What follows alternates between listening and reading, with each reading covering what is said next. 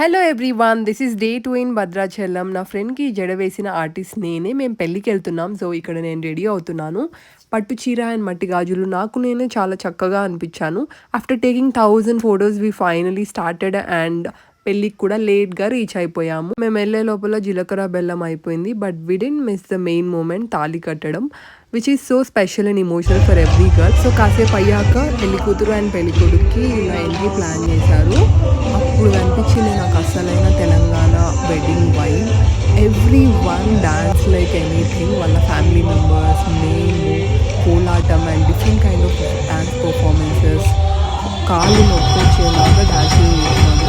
Full జాయస్గా. ఈ moments మళ్ళీ సెలబ్రేటింగ్. తర్వాత మేము వచ్చే లోపల ఇక్కడ నాన్ వెజ్ ఫీస్టే అవుతుంది. As M vegetarian I chose vegetarian food. చాలా బాగుంది వెజిటేరియన్ ఫుడ్ కూడా. I ended my meal with bread halwa which is mouth watering.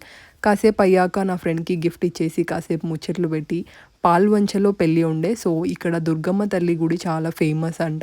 ఇక్కడ శ్రీ దుర్గమ్మ తల్లి జన్మస్థలం అని రాసి ఉంది. మేము ఫ్రైడే వెళ్ళాం కదా, చాలా క్రౌడ్ ఉన్నింది. మంచిగా అయింది దర్శనం అయినా కూడా. తర్వాత మేము we are back to Bhadrachalam and we went on a scooty ride and had snacks.